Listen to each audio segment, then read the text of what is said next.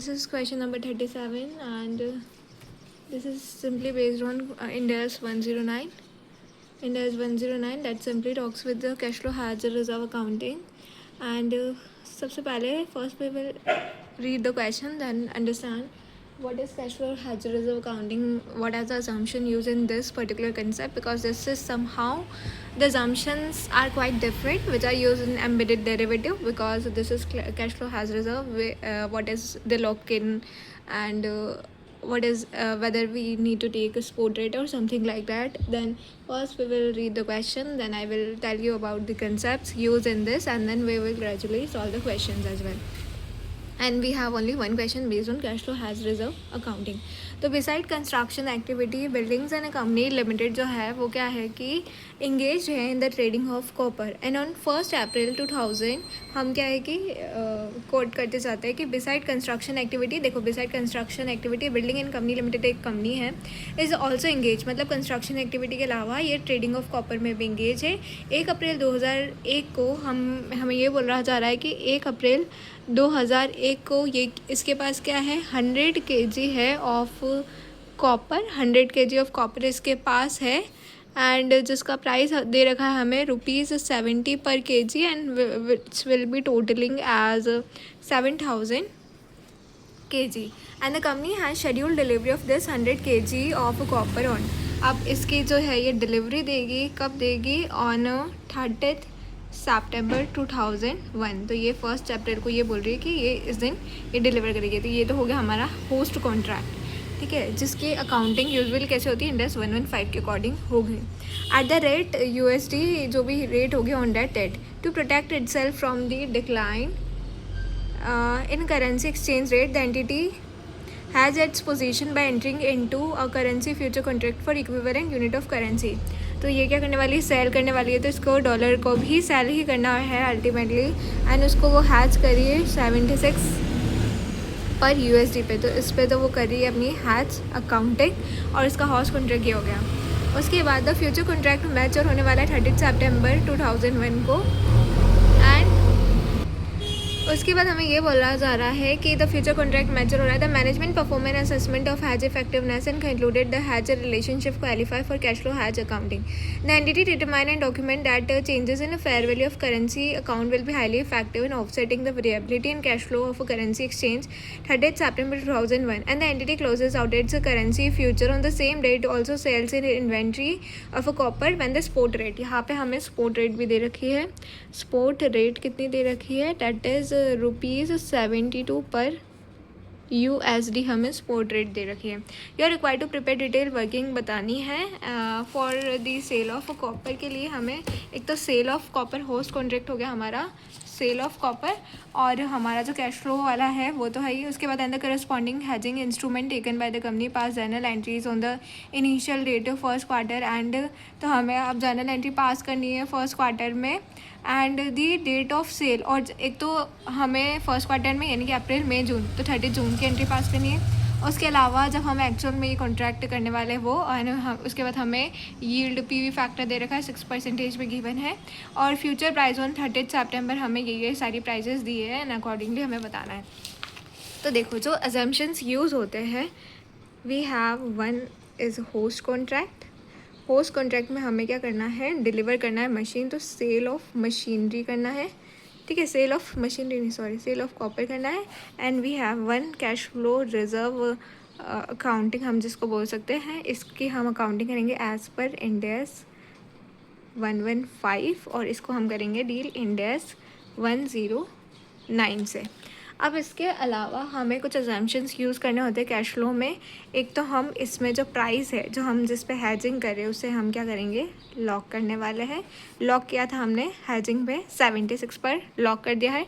तो अगर इससे प्राइस ऊपर नीचे जाता है तो हमें अकॉर्डिंगली फ़ायदा और नुकसान. अगर प्राइस नीचे गिरता है, क्योंकि सेल का कॉन्ट्रैक्ट किया है, अगर प्राइस नीचे गिरता है यानी कि 76 है, अगर रुपी जो है 74 पे फॉल करता है तो हमें तो फ़ायदा है, हमने तो लॉक किया है. एक तो ये, और इसमें हमें क्या लेना है, स्पॉट रेट. ये इसकी अजम्पशन है. अगर ये दो अजम्पशन आपको आती है तो I don't think so entry करने में कोई डिफ़िकल्टी होगी. एट द एंड मैं उसे कंसेप्चुअली और बता दूंगी. सबसे पहले हम क्वेश्चन करना स्टार्ट करते हैं. तो इनिशियल 1 अप्रैल 2001 पे ना तो इधर कोई एंट्री है ना इधर कोई एंट्री है, ठीक है, इधर दोनों ही जगह एंट्री नहीं है। उसके बाद 30 जून 2001 को यहाँ होस्ट कॉन्ट्रैक्ट में तो कोई एंट्री नहीं है हमारी, बट 30 जून में हमारी we have entry in the cash flow reserve accounting में, यहाँ पे हमें एंट्री करनी पड़ेगी। अब यहाँ पे हम एंट्री करेंगे तो हमने किस पे हैज किया था, 76 पे हैज किया था, दैट इज़ वॉट 76 हमें दिया था यहाँ पे कि हम हैच कर रहे हैं entering by future position to protect itself from decline in currency the entity has its position by entering into the currency future for equivalent currency 76 USD पे हम इसको हैच कर रहे थे। तो 76 पर हमने हैच किया और आज के डेट में इसका क्या प्राइस हो गया है 74। क्या हमने प्राइस लॉक करी थी? हाँ, हमने प्राइस लॉक करी थी। आज 74 हो गया है। तो अगर हम लॉक नहीं करते तो हमें नुकसान हो जाता, बट हमने तो लॉक किया है तो हमें है फ़ायदा। अब फ़ायदा कैसे है, हमने तो लॉक 76 पे किया था, आज प्राइस 74 हो गया है 100 USD पे, and this will is in रूपी, यानी कि 200 रुपीज़ का फ़ायदा हो गया। बट इस पर हमें PV फैक्टर लगाना है और हमें ये जो है फ़ायदा हमें आज नहीं 30 सितंबर को होने वाला है। तो आज तो है 30 जून, यानी कि 3 महीने को हम 3 महीने का, तो ये 200 जो है इसका हमें प्रेजेंट वैल्यू निकाल के लाना पड़ेगा। तो जो 6% है वो कितने मंथ के लिए, 12 मंथ के लिए, तो पहले तो इसको 3 मंथ का करो। तो अकॉर्डिंगली ये जो 200 है ये हमें 3 महीने के बाद है, तो इसको PV करेंगे आज की डेट में।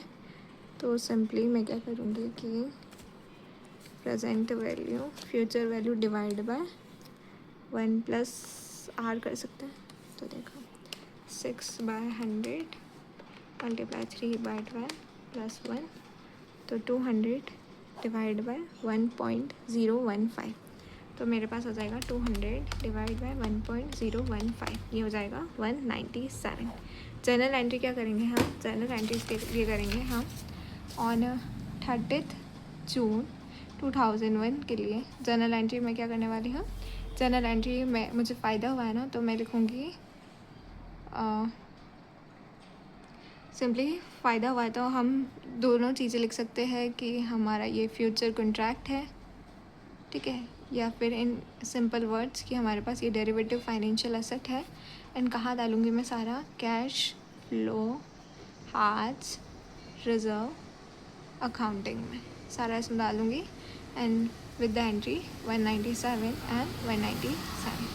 फिर 30 सितंबर 2001 आ जाएगा, एंड इधर भी 30 सितंबर 2001। होस्ट कॉन्ट्रैक्ट की डेट भी आ गई। यहाँ पे मैं क्या करने वाली हूँ, होस्ट कॉन्ट्रैक्ट में मैं सिंपली कॉपर की डिलीवरी दे दूँगी और मेरे पास उससे पैसा आ जाएगा। और क्या चला जाएगा, कॉपर चला जाएगा, या रेवेन्यू रिकॉर्ड कर लूँगी। जो भी है मेरा बैंक, या तो मुझे पैसा आ जाएगा, या फिर जो भी मेरे ट्रेड रिसीवेबल्स है उन्हें मैं रिकॉर्ड कर लूँगी आइडली। एंड यहाँ पे मैं रेवेन्यू रिकॉर्ड कर लूँगी एज़ पर इंड एस 115 क्या बोलता है, revenue to be recorded, revenue recognition, तो to revenue from revenue from contract with customer. तो आइडियली ये सेल्स हो गई, यानी कि बैंक टू सेल्स या रिसीवेबल्स टू सेल्स। कितने से, अब इसको मेरे को करना है स्पॉट पे। Cash flow hedge reserve accounting ये एजम्पशन यूज़ करता है कि ये स्पॉट पे करने वाला है। स्पॉट की रेट हमें स्टार्टिंग में क्वेश्चन में दी थी, एंड स्पॉट रेट हमें बता दिया था, स्पॉट रेट हमें सिंपली बता दिया था कि the spot rate will be ₹72 पर USD। तो मैं यहाँ पे सिंपली एंट्री करूँगी 72 multiply 100, this will be 7200 rupees. 100 into 72 करोगे तो you will get this as a answer. उसके बाद 30 सितंबर को मुझे क्या करना है, तो मुझे again cash flow hedge reserve बताना है। तो कैश फ्लो हैज़ रिजर्व में अब मेरे पास क्या हो रहा है कि मैंने 76 पे अपने आप को लॉक किया था, बट आज जो है प्राइस 71 हो गई है। तो मुझे जो है फ़ायदा है क्योंकि मैंने लॉक कर लिया था। कितने का फ़ायदा है, 5 का, मल्टीप्लाई 100 USD, तो टोटल फ़ायदा कितना हुआ 500। आज की डेट में करना था, हाँ आज की डेट में, तो PV करने की ज़रूरत नहीं। इसमें से ऑलरेडी कितना मैंने रिकॉग्नाइज़ कर लिया है, 197 तो मैंने ऑलरेडी रिकॉग्नाइज़ कर लिया है।